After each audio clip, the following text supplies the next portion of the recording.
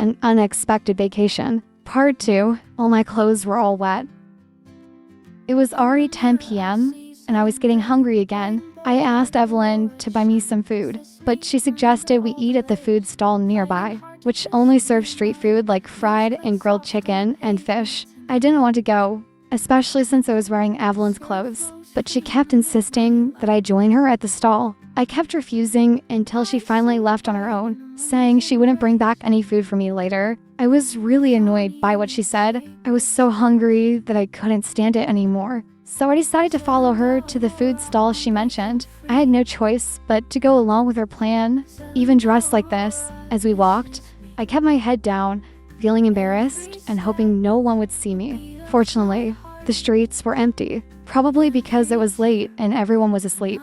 When we arrived at the food stall, Evelyn told me to sit down and she ordered the food for us. When the food came, I immediately started eating. After we finished, we headed home. The neighborhood was still quiet, with only the sound of crickets, so I felt a bit more at ease. Once we got home, I went straight to bed because I was exhausted. Oh, and by the way, wearing these kinds of clothes made me feel really cold, especially since it had just rained and the streets were flooded. The next morning, I woke up and got out of bed. It turned out the floodwaters had receded. I walked out of the bedroom and saw Evelyn cooking. Even with the flood, "You're still cooking?"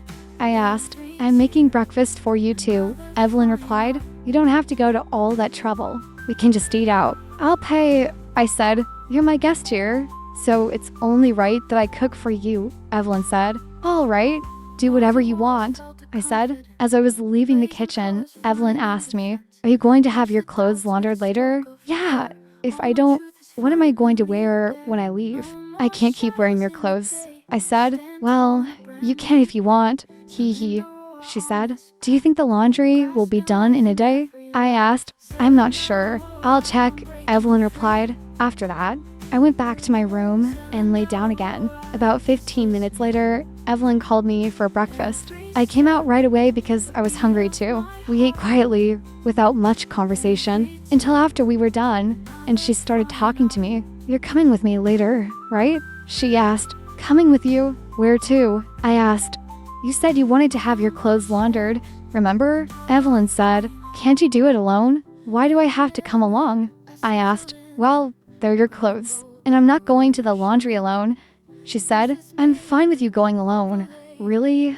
I said. "If you don't come with me, I'm not getting your clothes laundered," she said, almost threateningly. "Why are you being like this? What am I supposed to wear then?" I asked. "You can wear my clothes. Just don't argue and don't make excuses. You have to come with me, or I won't take your clothes to the laundry," she said, sounding very serious. All right, I'll come," I said. "Good," Evelyn said with a smile. After breakfast, I hurried to take a shower because I was hot and sweaty. When I got to the bathroom, I saw that the floodwater wasn't in there anymore, just a little bit outside, not like yesterday. After showering, I came out with a towel wrapped around me. This time, I went to Evelyn's room to borrow her clothes again. "Evelyn, can I borrow your clothes again?" I asked.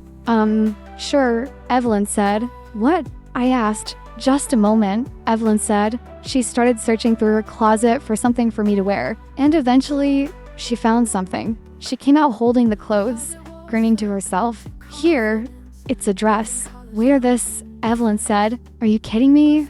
I asked. "I'm not kidding.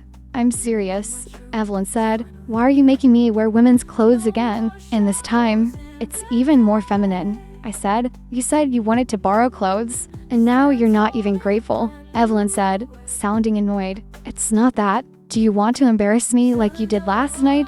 I asked. "No, I'm giving you this outfit so you can look stunning," she said, leaving me confused. How can I not be embarrassed? You're asking me to wear women's clothes again, and now it's a dress, I said. "Just listen to me. Don't interrupt," Evelyn said. "All right, what is it?" I asked.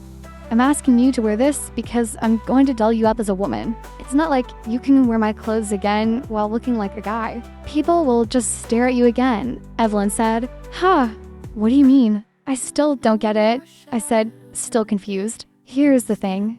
It's morning now, so there are a lot of people around. If you wear my clothes without following my instructions, People will laugh at you. You'd be dressed as a woman, but still look like a guy. But if you let me make you up as a woman, everyone will see you as a real woman, Evelyn explained. Is there no other outfit? I asked. There isn't, like I told you yesterday. So, do you want me to make you up as a woman or not? If not, I'll just go out on my own and I won't take your wet clothes to the laundry, Evelyn said, slightly threatening me again. I was really confused by what she said. Inside, I was really annoyed. Why was she so influenced by that woman last night? Or was Evelyn just trying to embarrass me? I wanted to be angry at her, but I couldn't bring myself to do it. I was afraid she'd really get mad and refuse to take my clothes to the laundry. So I decided to go along with her plan to dress me up as a woman because I needed my clothes laundered as soon as possible. I had to go back to work in 3 days. All right, I'll let you do it, I said. Really? You're not kidding? Evelyn asked. Yes. Now hurry up, I replied. Yay, I'm sure you're going to look so pretty after I do your makeup and put you in this dress. I can't even imagine how beautiful you'll look, Evelyn said. Stop daydreaming. Just give me the dress, I said.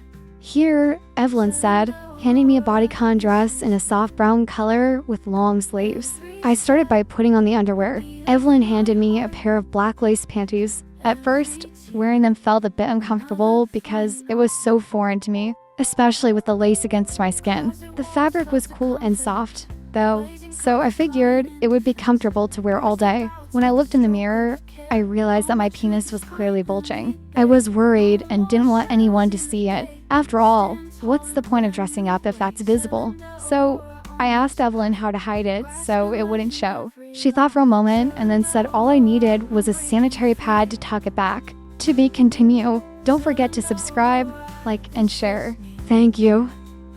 Every step, a beat of my heart. Every tear, another fine art.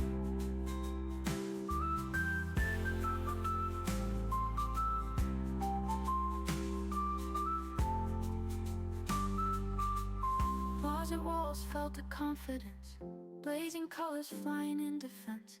Brush the doubts with a stroke of care. All my truth is finally bare. No more shadows in the day. Stand tall in a brand new way. Cylinder roar on this path, grasping life in every laugh. Cylinder aurora, I'm breaking free. Cylinder aurora, this is me. Every step, a beat of my heart. Every tear, another fine art.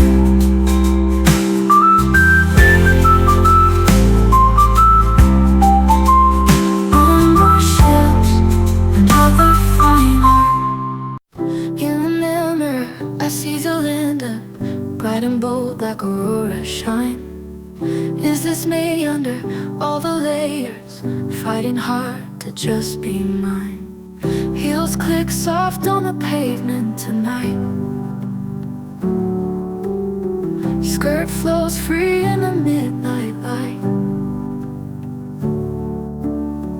Eyes so bright in the moon's embrace. I found me in a sacred space. Cylinder